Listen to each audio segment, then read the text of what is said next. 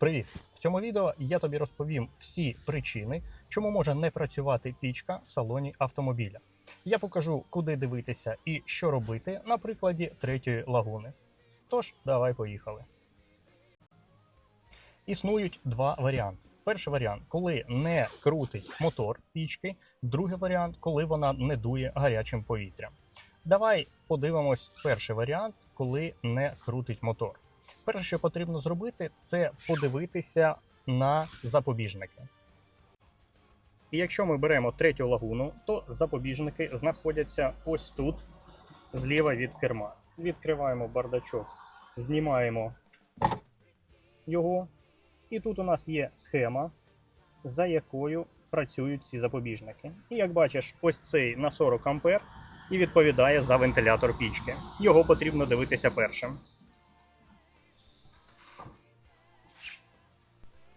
Ось той червоний великий справа знизу, то якраз він на 40 А. І є ще один запобіжник на 5 А, який також відповідає за кліматичну установку. Ще один блок запобіжників РЛС знаходиться під капотом. Ось там. Так він виглядає, і нам потрібні FH5 та FH7. Наступна причина, чому пічка не дує теплим повітрям, це присутність повітря у системі охолодження. Як його вигнати, у мене є невеличке окреме відео на каналі. І хочу ще зауважити на те, що це повітря не тільки не дає теплому повітрю проникати у салон, воно також може сприяти перегріву двигуна. Як це зазвичай трапляється? Ти запустив двигун, хочеш налаштувати кліматичну систему, а вона не працює. Наприклад, не дує вентилятор пічки. Взагалі. У більшості Renault, можливо, не тільки є така фішка. Якщо стукнути ось сюди, він запрацює. Вистачить ненадовго, але далі поясню, чому таке трапляється. Але на перший час точно вистачить. Далі дивимось на вентилятор пічки. Знаходиться він в більшості випадків за бардачком. Тут у нас проводка, тут у нас електронний регулятор заслонки і позаду, мабуть, найдорожча частина цього механізму – це резистор пічки. Знімаємо фішку з мотора пічки і, як бачиш, у мене вона вкрита ось таким темним пилом. Далі потрібно зняти механізм мотора разом із крильчаткою. На третій лагуні воно кріпиться за допомогою 3 саморізів. Кріплення показую. Також потрібно від'єднати патрубок повітря. Він іде на двигун. І далі все це виймається вниз. Як бачиш, у мене всередині дуже багато листя. І, скоріш за все, воно заважає нормальній роботі крильчатки. Восени автомобіль в мене стояв під деревами, і, як бачиш, ось тут дуже багато листя. Його потрібно прибрати з-під капотного простору, щоб воно не потрапляло на крильчатку і не заважало роботі. Позаду йде резистор пічки. Тримається він на 2 саморізах. Голівка на 10. І, до речі, на третій лагуні вони були декількох видів. У мене він виглядає ось так. У мене 1.5 DCI 11 року, тобто рестайлінг. Це його номер і QR-код.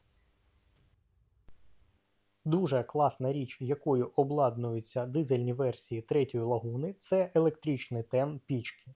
Він дозволяє обігрівати салон автомобіля до того, як прогріється двигун.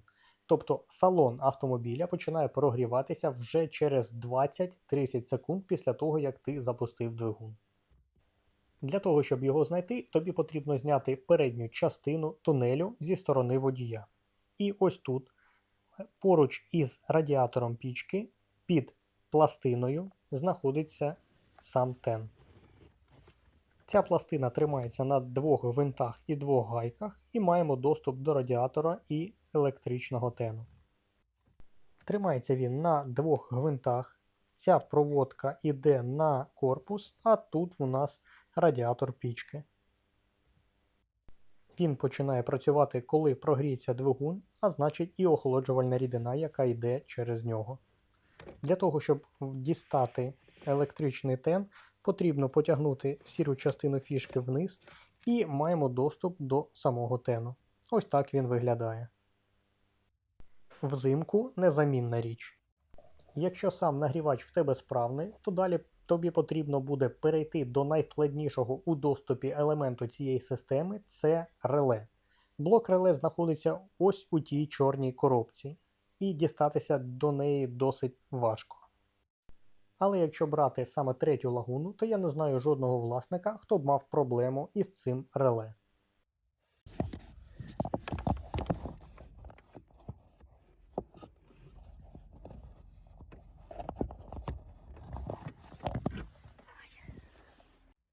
Ну а тепер про проблему, яку мав я. У мене перестав крутитися мотор пічки. Я зняв крильчатку, тримається вона за допомогою гайки. І як бачиш всередині, так само як і на самому моторі, у мене є ось такий іржавий пил. Ну і якщо ти таке бачиш, то у 99% випадків проблема буде із щітками мотору. Тож потрібно все розібрати, дістати мотор і паралельно вичистити все це від залишків щіток. Ось стільки в мене їх. Ну а дістати сам мотор ще та проблема. Просто так це не зробити, він туди сідає із досить щільною посадкою. Мені довелося штовхати його через оцей отвір і тримає його ще один саморіз ось з цього боку. Але 2-3 хвилини і мотор буде у тебе в руках. Ось це мій, це його номер. Можеш поставити на паузу і подивитися номерок. І ось тут залишки, я б сказав, щіток. Їх навіть не видно. Мотор сидить щільно завдяки ось цій металевій прокладці. А для того, щоб зняти нижню частину мотору із щітками, потрібно відвернути, як я це зробив, вусики назовні. Це зручно робити за допомогою прямої викрутки. Ну і ще не забудь зняти стопорне кільце, яке знаходиться з передньої частини мотору. Далі все йде легко і частина із щітками вже в нас в руках. І, до речі, просто так зняти якір із колектором не вийде, тому що щітки вияли паз у цьому колекторі. До речі, це теж може бути однією з причин, чому не працює сам мотор. І тут вже доведеться міняти або якір у зборі, або окремо колектор. Вони продаються. Ну і як тут не сказати про Renault гівно, в якому кожні 500 000 кілометрів доводиться міняти або щітки, або колектор мотора пічки. Просто жах. Просто таки в шоці від цієї французької надійності. Поставив нові щітки, вони мають розмір 8х8, довжина була тільки одна, тому обирати не було з чого. Колектор залишив старий, я вирішив перевірити, чи буде воно працювати. Якщо не буде працювати, то заміню і його.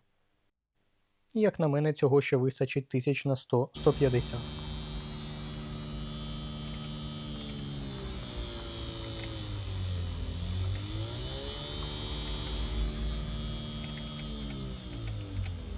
Моторчик працює, а значить можна все збирати і ставити назад.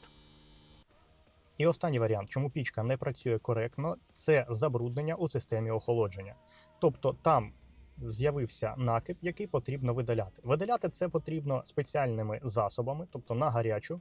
Заливається цей засіб, повністю проганяється по системі 5-10 хвилин в залежності від цього засобу, зливається, промивається дистильованою водою і потім заливається новий антифриз. Це були основні причини, чому пічка в автомобілі не дує теплим повітрям. Починати дивитися потрібно з найпростішого – з запобіжників і з повітря у системі охолодження. І вже далі рухатися по колу, тобто дивитися, який саме елемент в тебе не працює або працює некоректно. Дякую, що дивишся моє відео. Буду вдячний за лайк і якщо підпишешся на канал. Ну і якщо є що додати, можеш писати це в коментарях. Дякую за перегляд.